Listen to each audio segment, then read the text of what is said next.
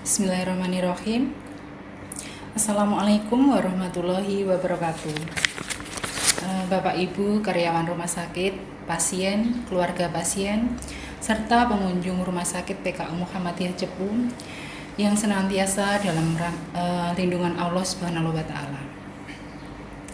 Alhamdulillah, segala puji serta syukur senantiasa kita panjatkan kehadirat Allah Subhanahu wa taala, di mana kita telah sampai di hari Ramadan yang ke-18 ini.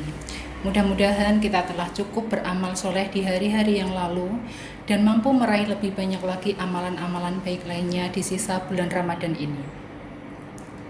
Bapak Ibu yang berbahagia, pada kesempatan siar bulan Ramadan ini saya akan menyampaikan tema terkait dengan pengelolaan keuangan selama bulan Ramadan. Bulan Ramadan menjadi salah satu periode yang tanpa kita sadari pengeluaran kita akan menjadi bertambah dari bulan-bulan yang biasanya. Meskipun tahun ini Ramadan masih kita lalui dengan situasi pandemi COVID-19 ini. Dan kita juga masih banyak melakukan aktivitas di dalam rumah. Namun alangkah lebih baiknya kita tetap mengatur keuangan dengan baik dan bijak. Ada beberapa tips terkait dengan pengelolaan keuangan yang baik dan bijak supaya ibadah kita di bulan suci ini bisa berjalan dengan aman dan nyaman. Antara lain tips tersebut sebagai berikut. Yang pertama, rencana keuangan.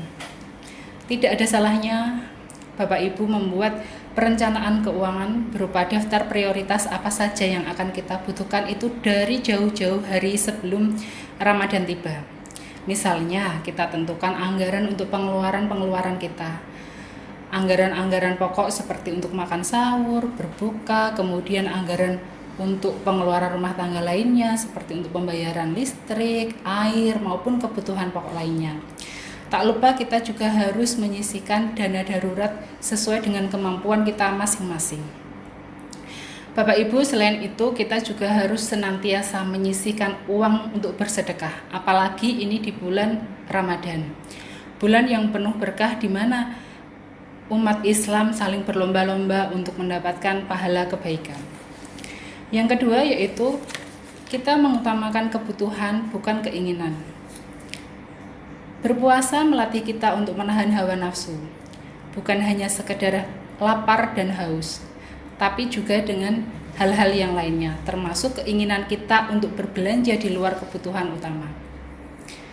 Mungkin ini agak sulit apalagi biasanya banyak penawaran diskon besar-besaran baik di online maupun offline store ketika bulan Ramadan tiba. Memanfaatkan diskon memang sah-sah saja, akan tetapi kita pastikan dulu untuk membeli kebutuhan-kebutuhan Ramadan kita yang lebih utama.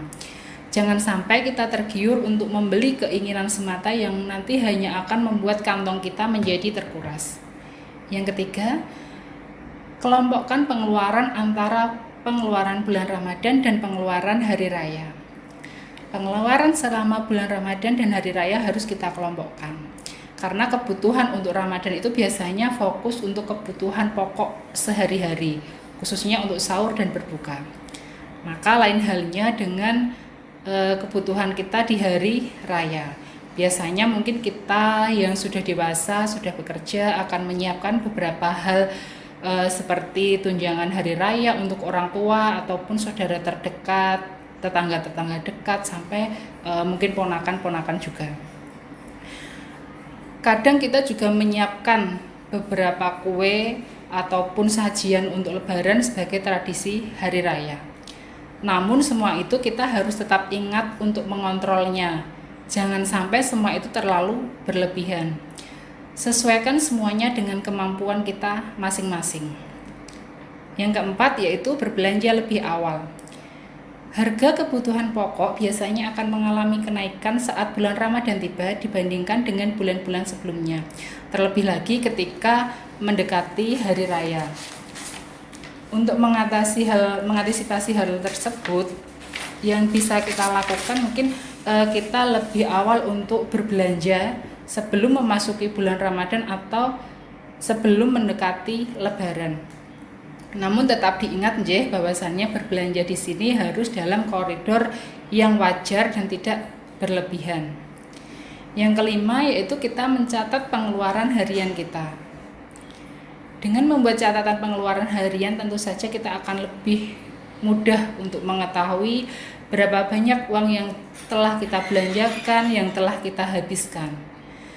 Dan nanti jika dirasa berlebihan, maka kita dapat mengontrolnya untuk kembali konsisten ke rencana awal yang sudah kita tentukan tadi. Atau bisa juga ini sebagai bahan evaluasi untuk rencana awal kita tadi, apakah perlu ada yang kita perbaiki, ada yang kita revisi dari rencana keuangan kita yang di awal tadi. Ini juga merupakan suatu langkah agar kita dapat terus berhemat dan memprioritaskan kebutuhan kita.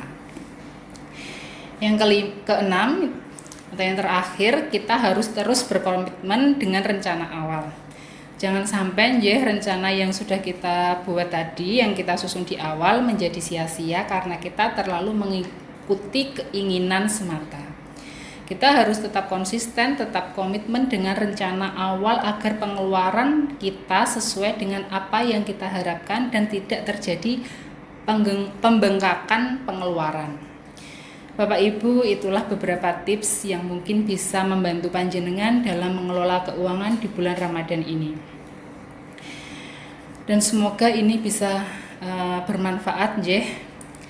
Kemudian Bapak Ibu yang dirahmati Allah, mari di tengah kondisi pandemi COVID-19 ini kita jadikan juga sebagai momen kita untuk menabung dan berhemat. Dalam ajaran agama kita pun kita juga diperintahkan untuk berhemat sebagaimana disebutkan dalam Quran surat Al-Isra ayat 27. Sesungguhnya pemboros-pemboros itu adalah saudara-saudara setan, dan setan itu adalah sangat ingkar kepada Tuhannya.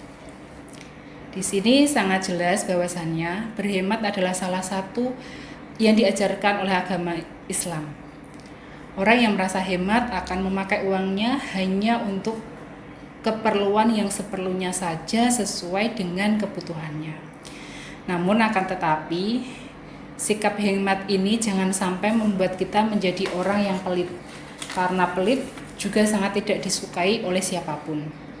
Justru dengan kita berbuat baik, dengan kita saling memberi, saling berbagi kepada orang lain yang lebih membutuhkan, insya Allah kita juga akan lebih disukai dan bisa menambah tali silaturahim kita.